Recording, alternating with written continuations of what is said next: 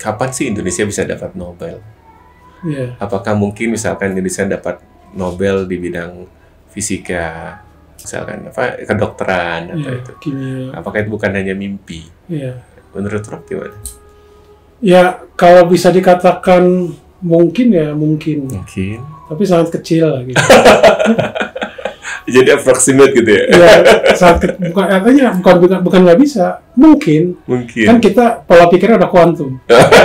Jadi segala sesuatu itu mungkin. Mungkin ya. Cuma probabilitasnya kecil. Iya. Nah, apa kecil, Rob? Nah, jadi begini, yang saya istilahnya begini, kalau orang dapat Nobel itu kan ada politiknya yang saya tahu ya. Jadi saya juga nonton ada satu serial gitu ya. Itu bagaimana seseorang itu dia memang ada penemuan, tapi bagaimana dia supaya di endorse dapat hadiah Nobel gitu, walaupun tapi ini ada benernya. Jadi beberapa pemenang hadiah Nobel itu diundang untuk Buffett di sana, di suatu universitas ya di Amerika. Nah, supaya mendukung, mengendorse dia dapat hadiah Nobel gitu. Nah, selain itu juga kan ketika dia dapat hadiah Nobel, universitas ini kan dia prestisnya naik ya? Kan, udah jumlah hadiah Nobel berapa gitu ya, seperti itu. Nah, memang pada kenyataannya seperti itu.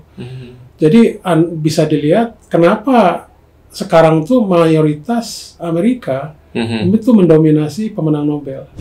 Kalau training beban, weight training kita nyebutnya, itu kita melatih otot, jadi membesarkan massa otot, menurunkan massa lemak. Kalau kardio ada suatu waktu di mana dia membakar lemak, tapi setelah itu dia membakar otot. Biasanya di atas 40 sampai 45 menit lah. Bismillahirrahmanirrahim. Assalamualaikum warahmatullahi wabarakatuh. Waalaikumsalam. Pemirsa, terima kasih tetap berada di channel inspirasi podcast kita, Turning Point. Tamu kita kali ini adalah seorang fisikawan, tetapi berada pada level yang berbeda di antara mayoritas fisikawan di Indonesia.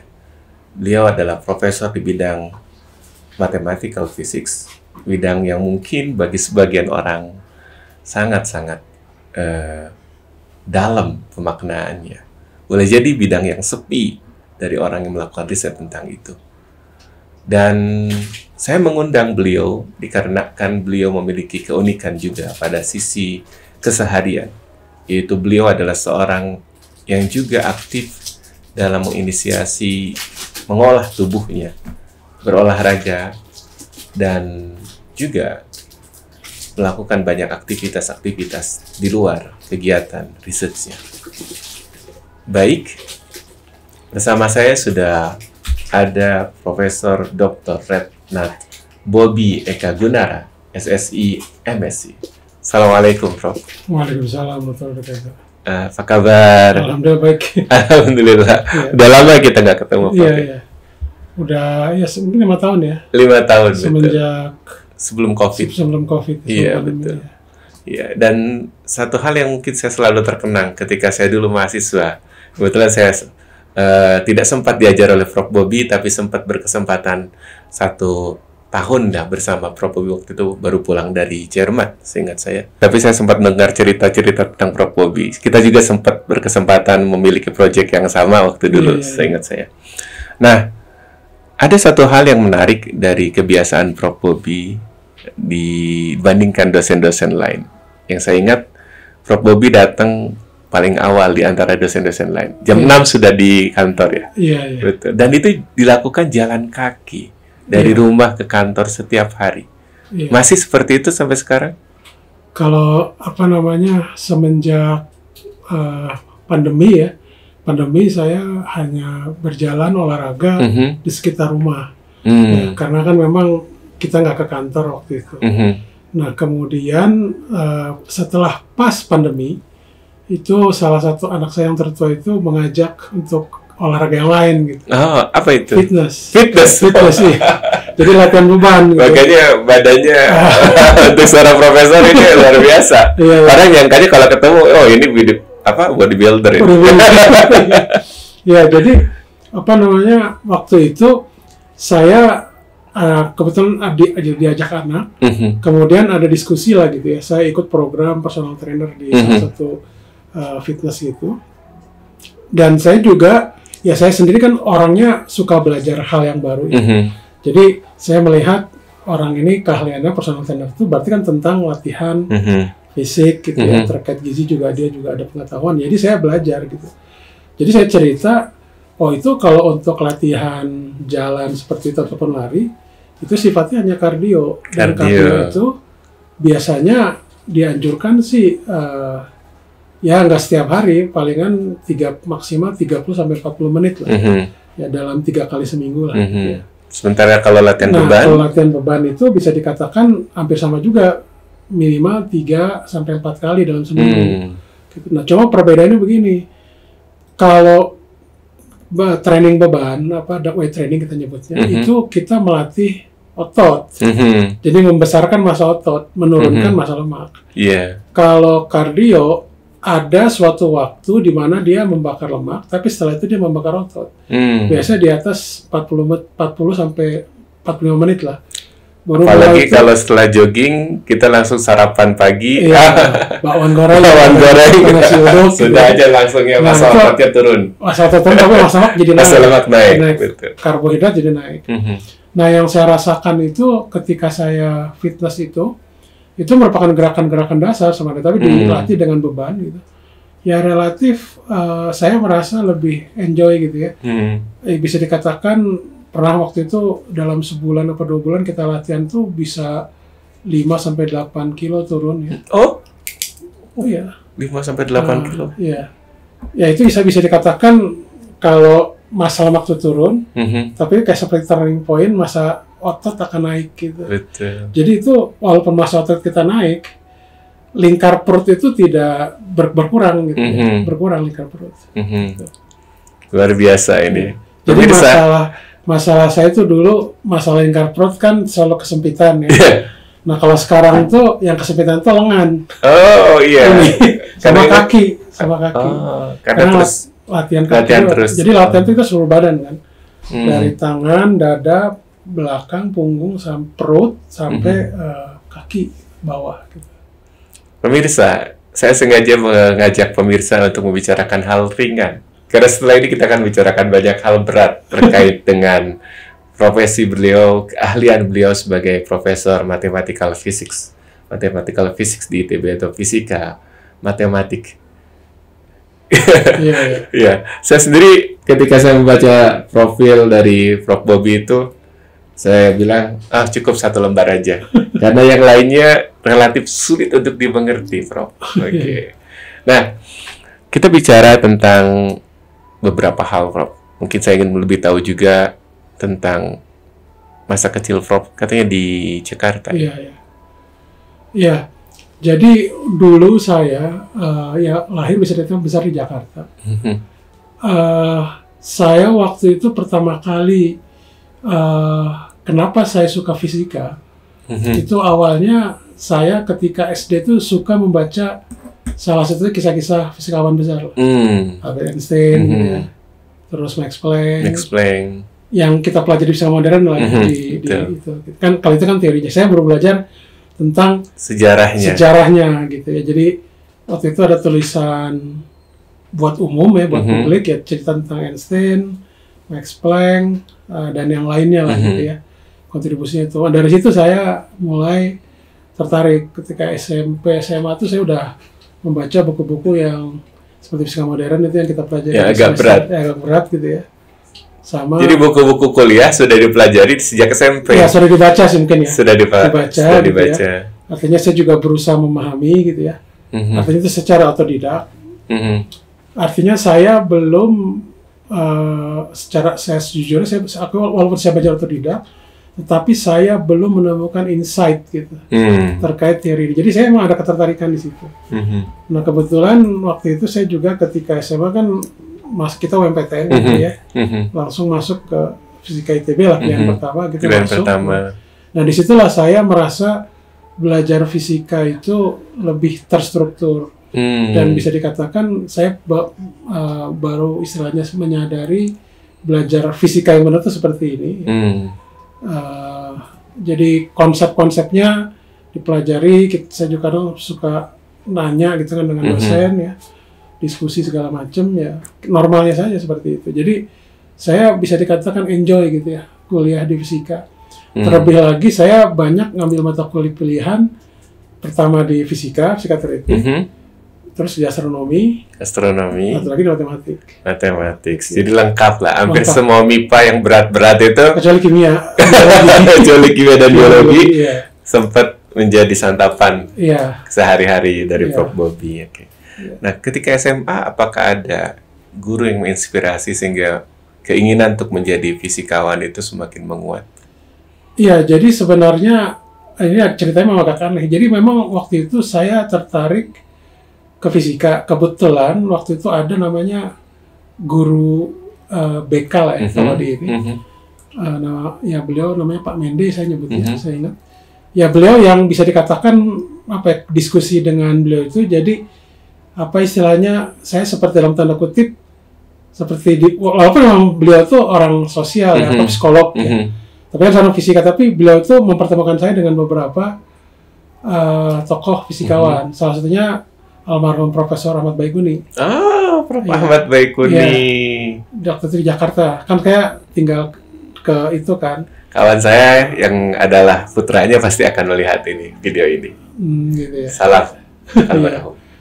Jadi ya beliau bisa dikatakan menyemangati saya lah ya, salah satunya untuk belajar ke situ. Tapi Prof nggak memilih ke UI kan? Milihnya ke ITB. Beliau kan di UI ya? Nggak, dulu di UGM. Oh, di UGM. Tapi beliau itu sarjananya dari ITB kalau tidak salah. Oh, iya, sarjana dari ITB. Oke.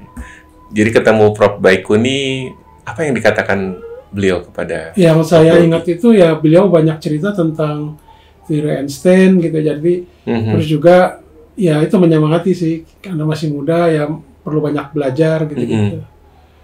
Beliau sudah sepuh sih waktu itu, jadi seperti ilmuwan senior di BPT ya waktu itu. Iya.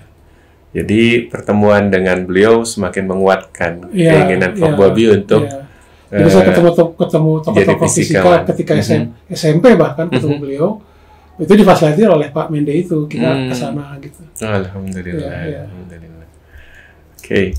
Setelah itu masuk ke ITB. Belum mengenal tentang KBK teoretik kan? Sudah. Sudah. Jadi saya waktu itu juga baca.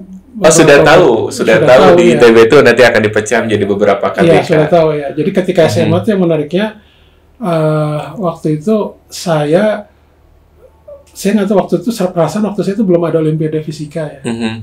Mungkin sudah ada, tapi yang memfasilitasi waktu itu, setahu saya tahun 90-an itu belum ada.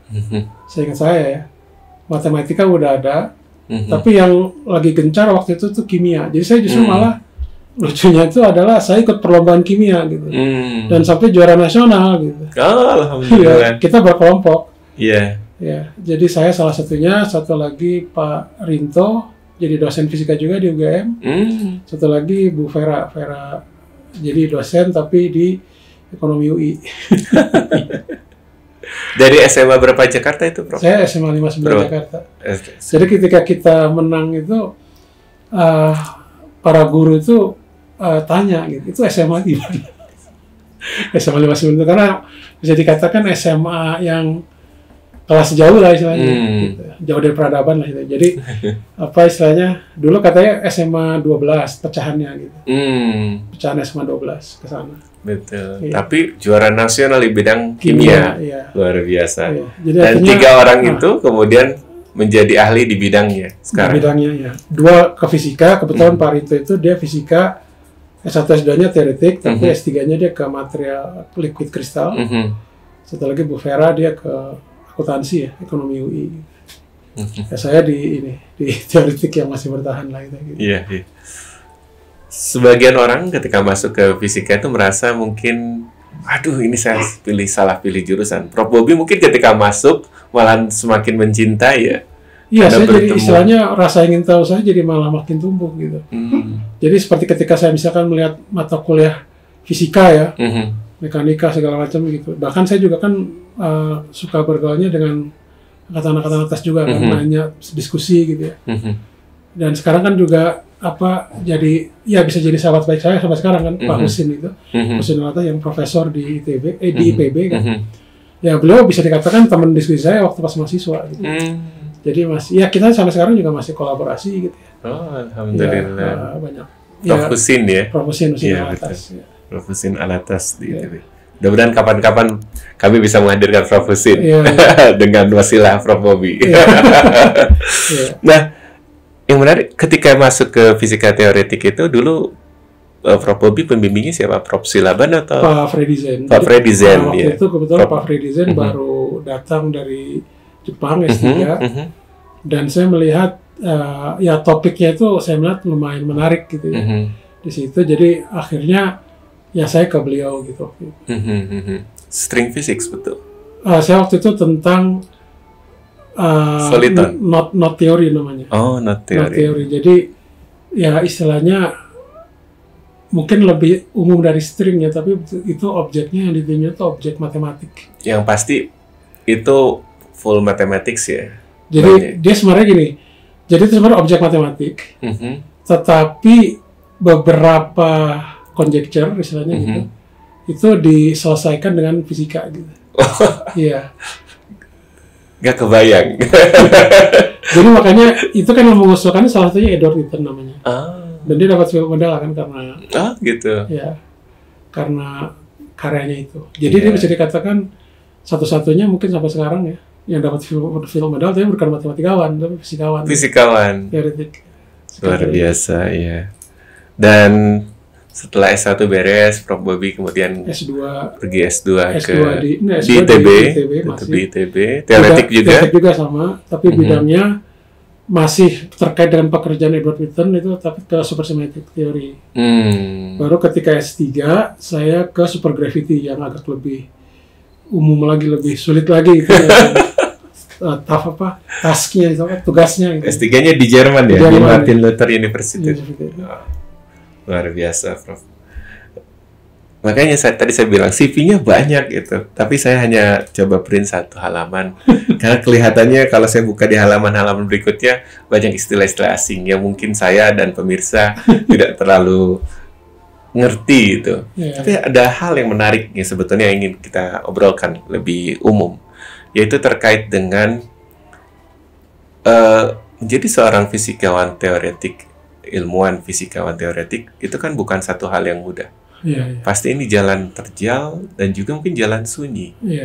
Mungkin bagi sebagian orang kalau kita berbicara tentang pekerjaan, ini pekerjaan yang menuntut jumlah waktu bekerja yang sangat-sangat intens. Betul ya? Kita bicara tentang angka-angka, memprediksi satu hal yang mungkin belum tentu ada. Menurut Prof Bobby, apakah apa yang Prof Bobby lakukan itu menyenangkan tidak? Karena pasti kan kadang, mohon maaf, menjauh dari keluarga untuk sekedar menyelesaikan tugas. Atau kadang-kadang saya juga kehilangan kawan pertemanan karena saya mungkin tidak terlalu update juga ke kondisi kekinian dan sebagainya. Kalau saya memang betul istilahnya ketika kita fokus pekerjaan itu, memang saya bisa dikatakan menyukai pekerjaan itu ya. Bahkan pada level saya itu saya juga masih berpikir tentang hal yang terkait bidang disertasi saya sampai sekarang setelah berapa tahun lulus? Setelah 2003 berapa tahun sih? 22 tahun. 22 tahun setelah itu ada problem memang sampai sekarang masih belum bisa diselesaikan. Saya masih walaupun katakanlah waktu yang saya lakukan itu tidak banyak terkait dengan bidang saya itu sendiri. Saya udah ada publikasi sebenarnya terkait disertasi saya itu. Jadi saya 2003 dan pekerjaan yang berikutnya terkait dengan disertasi itu publish itu tahun 2013. Jadi 10 tahun kemudian. Waktu itu saya juga dapat dana salah satunya dari DAD. Karena saya kan alumni DAD, saya dari invitation program. Dan juga saya waktu itu ada dari dana untuk Kemendikbud ya terkait dengan hibah riset itu. Saya bisa memungkinkan istilahnya visiting ke profesor saya di Deutsche di DESI di Hamburg gitu. Nah, jadi saya mulai diskusi di situ. Awalnya sih mulai dari email, kemudian visiting. Jadi setelah kita intens selama 4 tahun lah ya diskusi terkait itu, baru tuh ya istilahnya jalan pertengahan gitu ya. Jadi problem yang besar itu jalan pertengahannya bisa publish gitu. Dan relatif tuh termasuk yang hard problem ya, karena problem itu ada tahun 1985-an. Kemudian ada kelompok grup Itali itu tahun 95, 10 tahun kemudian dia publish paper terkait objek penelitian ini. Dan dia itu bisa dikatakan membuktikan apa istilahnya. Jadi kalau ketika ada suatu teori kita membuktikan itu kan kita kan secara rasional ya, kita periksa ini kok aneh gitu, seperti tidak mungkin gitu. Kita bisa dikatakan tahun 2013 itu publish paper itu bisa dikatakan sebuah proof atau bukti teori itu yang bisa dikatakan lebih lengkap gitu ya, lebih logis lah bisa kita terima dibanding dengan dengan paper yang tahun 95. Jadi bisa dikatakan bukannya soft juga, tapi cara kita tuh lebih baik dari mereka gitu ya, dan lebih lengkap gitu. Dan kemarin beberapa tahun setelahnya juga saya periksa terkait itu kan masih klasikal, nanti ada koreksi kuantumnya juga saya periksa itu juga ternyata dipenuhi. Jadi bisa dikatakan teori saya itu bisa dikatakan sudah, kalau boleh saya katakan itu istilahnya udah kuantum eksak gitu ya. Jadi ada di teori kuantum pun gambaran itu berlaku gitu. Alhamdulillah. Dan yang luar biasa itu semua butuh waktu ya. Betul. Jadi butuh kesabaran, konsistensi. Betul. Kita intens itu 3-4 tahun lah.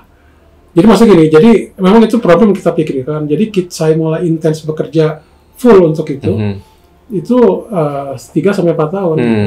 Dengan komunikasi email. Dulu kan kita belum ada Zoom, kita pakai kayak buat conference tuh. Saya lupa namanya. Jimit. Bukan Jimit, bukan. Eranya sebelum itu ya. Sebelum itu apa sih namanya? Iya, Skype. Yeah. Kita pakai Skype waktu itu. Skype, terus saya ke sana. Ini lagi baru 2013 tuh ini. Dan ketika kita mau ini lagi menginikan itu lagi, pengembangan dari ilmu itu. Sampai sekarang juga saya masih pikirkan, tapi saya masih belum bisa terbayang gitu ya untuk kesana tuh apa.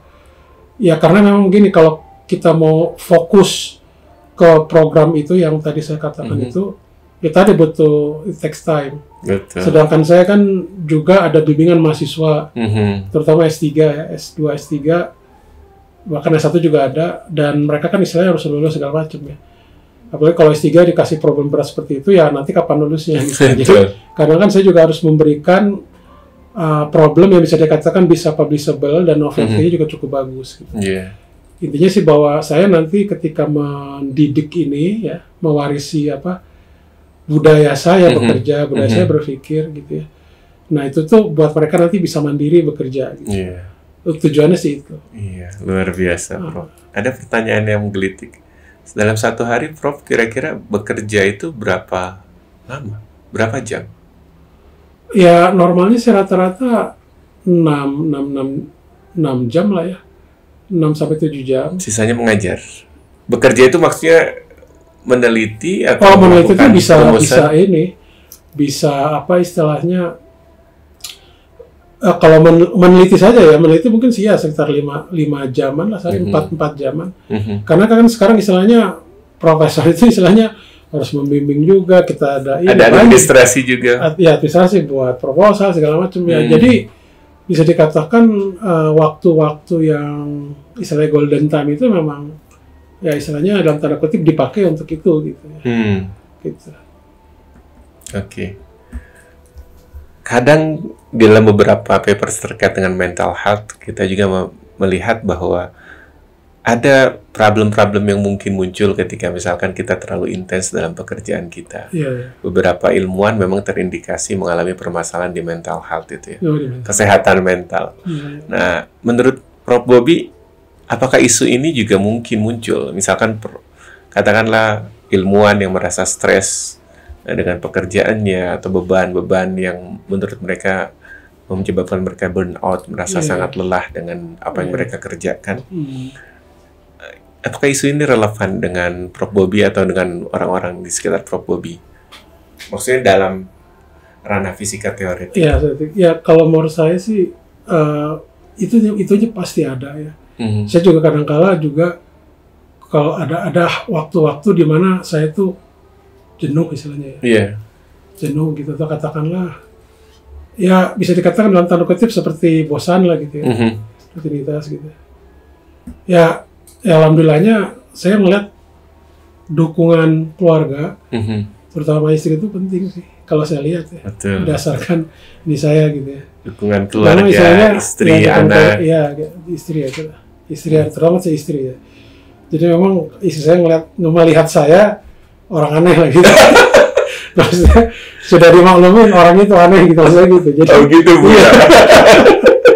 Jadi ya menurut kacamata bahkan bukan hanya istri saya, anak saya kadang-kadang melihat saya itu aneh gitu. Jadi saya itu bisa dikatakan nggak suka berkumpul dengan orang sebenarnya.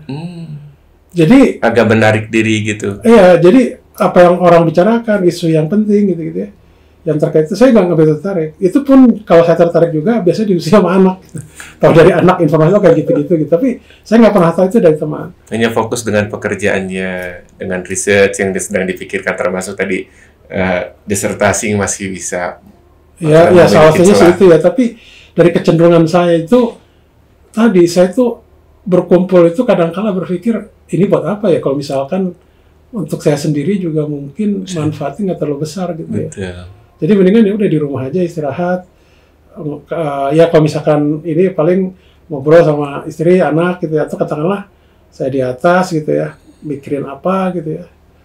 Saya gitu, jadi mohon maaf jadi ingat terkait dengan data pribadi Prof. Bobby di database Sidik Jari memang terlihat lebih introvert. Seorang introvert itu kan gaya komunikasinya itu memang seperlunya, lebih straightforward, lebih to the point. Dan ketika mereka berinteraksi, dia cenderung menjalin relasi dengan orang sebatas kepentingannya. Neither listening to be close with others. Bisa jadi seperti itu, Prof ya? Ya mungkin juga. Ya artinya apa ya? Ya saya nggak tahu juga sih ya. Ya mungkin karena tadi, mungkin karena saya mungkin introvert. Jadi kadang-kala ya ada juga sih kayak seperti teman angkatan kan suka ada kumpul-kumpul gitu ya. Kumpul-kumpul bicara apa gitu. Misalkan di mana di Jakarta pada umumnya. Tapi saya hal seperti itu tuh maksudnya bagi saya kurang begitu menarik gitu. Jadi saya lebih pada ya mungkin ngumpul sama orang-orang sejenis. Orang-orang sejenis pemikir, ilmuwan lain. Maksudnya yang dibicarakan juga tidak harus selalu serius gitu. Kadang-kala hal yang sifatnya ringan juga sama, tapi saya nggak tahu ya, mungkin saya berbicara dengan orang sejenis itu lebih enak gitu. Sejenis itu maksudnya sama-sama ada aja, Prof. Maksudnya, sama-sama pikirannya. Iya, maksudnya orang fisikawan. Betul. Iya.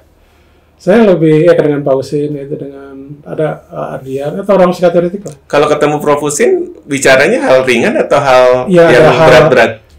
Ya ada hal yang kita serius, tapi ada juga hal-hal yang sifatnya ringan, terutama kan terkait masa-masa lucu ketika kuliah kan. Betul.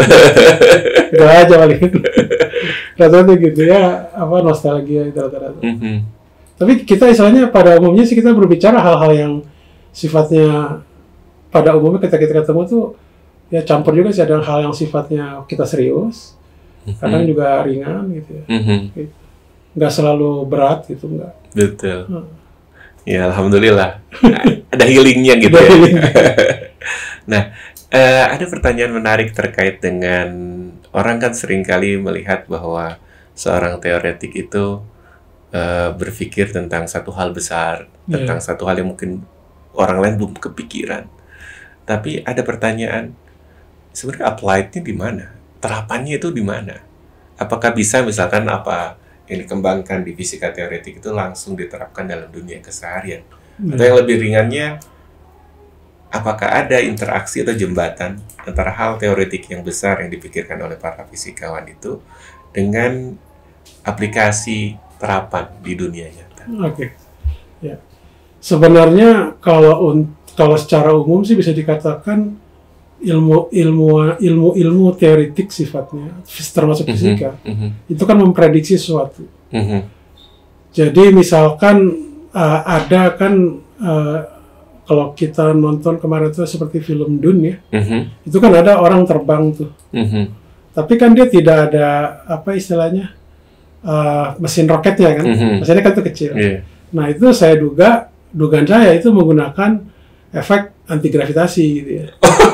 Dari aplikasi dari teori-teori. Artinya orang tuh punya bayangan, oh ternyata bisa memungkinkan hal itu bisa diinikan, bisa istilahnya dilaksanakan lah itu ya, dilakukan. Cuma itu tadi butuh waktu gitu. Jadi bisa dikatakan ilmu teoretik itu memberikan kita bayangan jalan bagaimana perkembangan sains ke depan. Gitu. Nah, tapi juga salah satunya itu ada yang dekat. Seperti misalkan yang saya lakukan, saya kan bidang kajiannya kan astrofisika dan kosmologi ya, aspek matematikanya. Tapi saya juga bicara tentang penelitian di teori kuantum gitu. Nah, kalau teori kuantum kebetulan yang saya teliti itu terkait dengan kuantum komputasi sama kuantum telecommunication gitu. Nah, itu bisa dikatakan kalau teori kuantum itu sudah istilahnya aplikasinya ada tapi dalam waktu dekat gitu. Tidak terlalu jauh. Sudah terasa dan kan sekarang udah ada komputer kuantum kan gitu. Nah, hal seperti itu kan ya memang teori kuantum itu kan lahir 100 tahun yang lalu kan. Tapi kan baru terlaksana sekarang gitu ya. Sudah ini gitu. Nah, itu salah satunya sih. Salah satunya. Teoretivitas itu juga sama, sebagian juga sudah diaplikasikan juga, termasuk terkait aproksimasi GPS ya. Jadi GPS itu bisa lebih presisi itu dengan memperhitungkan koreksi dari teoretivitas umum. Iya. Sampai ke situ ya. Sampai ke situ. Koreksinya bisa di bawah 10 meter ya. 5 sampai 10 meter ya. Sangat presisi gitu. Iya. Nah, terakhir kita mungkin masuk hal yang lebih politik secara umum di bidang para ilmuwan, yaitu terkait banyak pertanyaan kan. Banyak orang kadang menggampangkan bahwa orang itu kapan sih Indonesia bisa dapat Nobel? Apakah mungkin misalkan Indonesia dapat Nobel di bidang fisika, misalkan kedokteran atau itu? Kimia. Apakah itu bukan hanya mimpi? Menurut Rob gimana? Ya, kalau bisa dikatakan mungkin ya mungkin. Tapi sangat kecil lah gitu. Jadi approximate gitu ya? Ya, bukan nggak bisa, mungkin. Kan kita pola pikirnya udah kuantum. Jadi segala sesuatu itu mungkin. Ya. Cuma probabilitasnya kecil. Iya. Nah, apa kecil? Nah, jadi begini, yang saya istilahnya begini, kalau orang dapat nilai Nobel itu kan ada politiknya, yang saya tahu ya. Jadi saya juga nonton ada satu serial gitu ya. Itu bagaimana seseorang itu dia memang ada penemuan, tapi bagaimana dia supaya di-endorse dapat hadiah Nobel gitu, walaupun tapi ini ada benernya. Jadi beberapa pemenang hadiah Nobel itu diundang untuk Buffett di sana, di suatu universitas ya di Amerika. Nah, supaya mendukung, mengendorse dia dapat hadiah Nobel gitu. Nah, selain itu juga kan ketika dia dapat hadiah Nobel, universitas ini kan dia prestisnya naik kan, udah jumlah hadiah Nobel berapa gitu ya, seperti itu. Nah, memang pada kenyataannya seperti itu. Jadi bisa dilihat kenapa sekarang tuh mayoritas Amerika itu mendominasi pemenang Nobel. Karena kemungkinan ada lobby-lobby politik. Lobby politik antar pemenang hadiah Nobel. Tapi artinya bahwa kita tidak, lobby politik itu ada, tapi kita tidak mengecilkan kualitas novelty karya mereka. Tentunya mereka sangat besar novelty-nya. Itu tidak diragukan lah gitu. Cuma istilahnya kalau kita ingin melawan politik ini ya berarti kita harus lebih itu novelty-nya. Sangat jauh sehingga orang itu melihat karya kita, bukan siapa kita, asal kita gitu. Sebenarnya itu ada kok beberapa yang memang dia termasuk tidak diunggulkan gitu, tapi dia dapat hadiah Nobel. Dia bukan siapa-siapa ini, tapi kan orang melihat karyanya. Gitu. Dalam pandangan Prof. Bobby, kira-kira dalam waktu ke depan ada nggak kemungkinan ilmuwan Indonesia setidaknya masuk ke dalam daftar radar penerima Nobel berdasarkan karya yang mereka miliki? Ya, saya bilang sih mungkin ada. Mungkin ada. Tadi dalam bidang fisika katakan, atau kedokteran, atau misalkan kimia? Kedokteran, ya mungkin kalau untuk secara umum lah ya, kedokteran mungkin, atau kimia atau fisika yang MIPA gitu. Mungkin ada kali, saya juga nggak tahu ya. Mungkin, saya bilang mungkin, salah satu mungkin. Tapi masalah dia itu nanti dapat atau tidak, kita nggak tahu kan. Itu kan keputusannya di panitia Nobelnya. Atau setidaknya ada nggak ilmuwan Indonesia yang sekarang masuk field medal itu? Rasanya sampai sekarang belum ada. Oh, iya. Di Indonesia ya. Di Indonesia. Tapi kalau orang Indonesia nanti yang bisa akan bekerja di luar, mungkin saja ada. Mungkin saja ada. Ya, ya segala sesuatu itu sih mungkin sih kita bisa. Itu mungkin akan, bahkan kadang-kadang brain drain itu baik ya untuk Indonesia. Misalkan mendiamkan beberapa orang dengan kualitas intelektualitas yang bagus, dengan riset yang bagus, tetap di luar negeri, malah ada kemungkinan mereka mendapatkan kesempatan Nobel itu. Bisa, ya. Lebih mudah dibanding ketika masuk ke Indonesia. Iya, bisa jadi seperti itu juga. Jadi, tapi yang penting, pemerintah itu, saya yakin sih ini juga udah pernah sering dibicarakan. Yang penting pemerintah itu, bagaimana memanfaatkan ya, memanfaatkan orang-orang yang di luar negeri untuk bisa ada kontribusi Indonesia. Sebenarnya itu sudah ada sih beberapa proyek dari kementerian ya, seperti misalkan waktu itu saya juga dapat kayak podcast profesor ya, saya bisa berkunjung ke luar negeri misalkan, atau kemarin itu yang riset dikti atau riset dari ITB juga bisa. Itu juga bisa memungkinkan gitu ya. Bahkan kan di ITB sekarang ada riset internasional yang istilahnya diharapkan ITB itu bisa bekerja sama dengan 50 besar universitas dunia. Seperti itu bisa memungkinkan. Gitu. Nah, cuma kalau untuk individualnya saya kurang begitu tahu sih ya kalau ininya. Tapi kalau untuk bidang saya fisikawan teoretik mungkin kita belum sampai ke sana gitu. Walaupun terlihat yang diteliti itu demikian suksesnya, karena memang Nobel harus ada novelty yang kuat ya. Saya waktu itu pernah juga menghubungi Profesor Cambridge, dia tertarik dengan bidang penelitian kami gitu, saya gitu ya. Cuma kebetulan dia udah pensiun. Termasuk orang besar juga. Iya. Orang besar juga. Di bidangnya. Di bidang. Cuma saya udah pensiun gitu. Jadi saya juga baru ngomongin dia sekarang gitu, baru keinget terus. Terakhir Prof, ada pesan-pesan yang mungkin ingin disampaikan kepada calon-calon ilmuwan muda yang sekarang mungkin punya harapan berkarir seperti Prof di bidang, katakanlah bisa saja bukan hanya fisika teoretik, tapi bidang-bidang keilmuan lain. Apa yang harus dilakukan? Disiplin apa yang mesti dikuatkan dan sebagainya? Ya, kalau pesan saya sih intinya Anda harus gimana ya? Anda harus tetap pada jalur Anda gitu. Harus profesional di bidang Anda. Ya profesional adalah definisi standarnya itu apa. Jadi kita harus intinya sih kita harus bertahan. Ya istilahnya itu istiqomah ya, bertahan gitu ya. Iya. Badai itu pasti ada gitu. Ya istilahnya ketika kita itu bertahan ya insya Allah akan ada jalan sih biasanya seperti itu. Jadi waktu itu saya pernah Pausin juga kolega saya Pausin yang atas bilang, saya lupa quote dari mana ya, dia bilang if you cannot be the best, if you cannot be the best, then try to be the only one gitu. Jadi aneh itu penting. The only one. Kalau kita nggak bisa menjadi yang terbaik, setidaknya kita berbeda dengan orang lain. Iya betul. Gitu. Ya, betul. Terima kasih pesannya Prof. Setidaknya kita tetap memperjuangkan untuk menjadi orang yang mandiri, yang bisa berkontribusi positif kepada orang-orang di sekitar kita. Inspiratif sekali Prof. Hatur nuhun. Pemirsa, podcast kita diakhiri sampai di sini. Semoga Anda bisa menarik kesimpulan dan manfaat atas podcast ini. Assalamualaikum warahmatullahi wabarakatuh. Waalaikumsalam.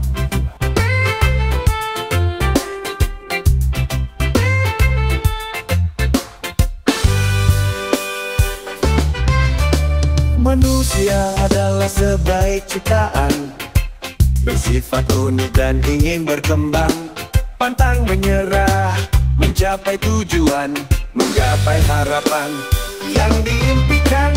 Kunci sukses itu pengetahuan, tentang diri dan orang lain, tentang kekuatan dan kelemahan. Rajin ikhtiar dan berserah kepada Tuhan. Priyadi, Priyadi, kenali seni cari kepribadianmu. Priyadi, Priyadi, kelola bakat kecerdasanmu. Priyadi, Priyadi, antisipasi masalah kepribadianmu.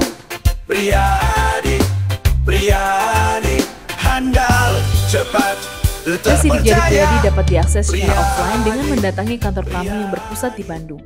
Dengan mengikuti perkembangan teknologi computer vision dan machine learning, tes Priyadi dapat diakses secara online dimanapun dan kapanpun hanya menggunakan smartphone. Kamu dapat memilih paket yang tersedia di web application Priyadi sesuai kebutuhanmu. Laporan tes Priyadi disajikan dalam bentuk rainbow model assessment sehingga mudah untuk dipahami dan diaplikasikan. Tes Priyadi merupakan instrumen tes yang reliable, valid, dan terstandarisasi, serta memiliki tingkat akurasi hingga 96%. Tes Priyadi menyajikan laporan individual analitik yang memetakan lebih dari 50 karakter kepribadian. Saat ini, Priyadi merupakan satu-satunya instrumen tes yang mampu menyajikan laporan kelompok dalam grup dynamic analysis, sehingga dapat terlihat perbedaan masing-masing individu serta potensi kelompok secara menyeluruh. Priyadi memberikan pendampingan berupa konsultasi bersama konselor yang telah tersertifikasi dengan pengalaman serta pengetahuan di bidang psikologi siap membantu Anda memberikan arahan serta solusi. Priyadi telah bekerja sama dengan berbagai instansi pemerintahan, perusahaan multinasional, korporasi, dan instansi pendidikan di berbagai daerah di Indonesia. Priyadi, your best partner to find your best version.